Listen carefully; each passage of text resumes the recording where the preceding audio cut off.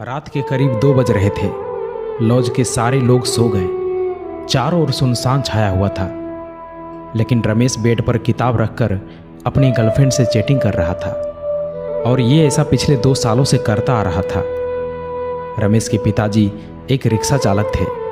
कड़ी धूप में रिक्शा चलाकर अपने बेटे को कॉम्पिटिटिव एग्ज़ाम की तैयारी के लिए पटना भेजे थे।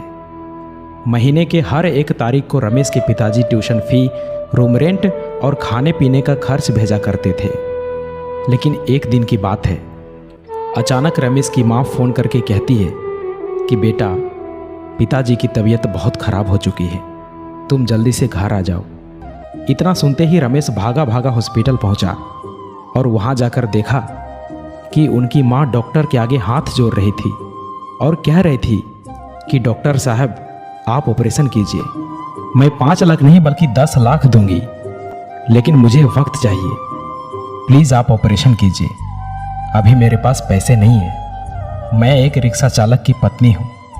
लेकिन डॉक्टर साहब हर बार एक ही बात कह रहे थे कि आपको पहले एडवांस पेमेंट करना ही होगा, तभी ऑपरेशन शुरू हो सकता है। रमेश की माँ गांव के सभी लोगों से मदद मांगी, लेकिन किसी ने भी उनकी मदद नहीं किया। ये सब देखकर रमेश की आंखों से आंसू नहीं रुक रहा था और पैसों की कमी के कारण अपने पिताजी को खो दिया। रमेश चिल्ला चिल्लाकर कहने लगा कि माँ, ये सब मेरी वजह से हुआ है। मैं उतना काबिल नहीं बन पाया जितना अभी तक मुझे बनना चाहिए था। रमेश अपने आप को कोसने लगा और कहने लगा कि काश मैं अच्छे से पढ़ाई किया होता, अच्छे से मेहनत किया होता, तो आज मेरे पास जॉब होता, कुछ कर रहा होता और मैं अपने पिताजी को बचा पाता। दोस्तों, आपके साथ कब क्या और कौन सी घटना हो जाए कुछ पता नहीं चलता। इसलिए अभी आप जो कर रहे हो, जिस काम के लिए आए हो, जो भी आपका लक्ष्य है, जो भी आपका गोल है, उसे पाने के लिए जी जान लगा दो।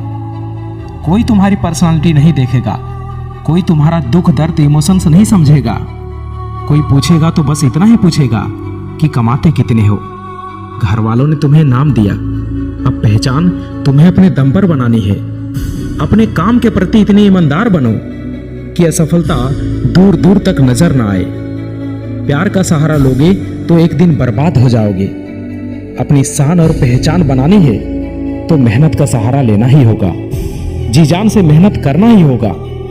रोना बंद करो और अपनी तकलीफों से खुद लड़ो। देखो, समय तो तेजी से निकल ही रहा है। अगर वक्त के साथ मेहनत नहीं की, जिंदगी के एक एक महीने, एक एक सप्ताह, एक एक दिन, एक एक घंटे की वैल्यू नहीं की, तो साल के साथ साथ आपकी आधी जिंदगी कब निकल जाएगी कुछ पता नहीं चलेगा। याद रखना, कमजोर तू नहीं, तेरा डिसीजन है। तुझे तेरी डिसीजन से भी ज्यादा जिद्दी बनना पड़ेगा। याद दिला खुद को कि तुझे तेरी मंजिल बुला रही है। खुद को ऐसा बना कि तेरी मजबूरी भी तुझे तेरी मंजिल तक पहुंचने का रास्ता लगे। देखो, आपका इस धरती पर आना आपके हाथों में नहीं है और जाना भी आपके हाथों में नहीं है, लेकिन इसके बीच का सफर तो आपके ही हाथों में है। तो क्यों ना कुछ बड़ा करके जाए। अरे, तुम्हारी जिंदगी में सभी दुखों का नाश होगा अगर तुम्हारा संघर्ष सबसे महान होगा। अपने जीवन को इतना महान बनाओ कि आपकी जीवनी सुनकर दूसरे लोगों को महान कार्य करने की प्रेरणा मिले। रास्ते कभी खत्म नहीं होते दोस्त, बस लोग हिम्मत हार जाते हैं। अगर तैरना सीखना है तो पानी में उतरना ही होगा। यूं किनारे पर बैठकर कोई गोताखोर नहीं बन सकता।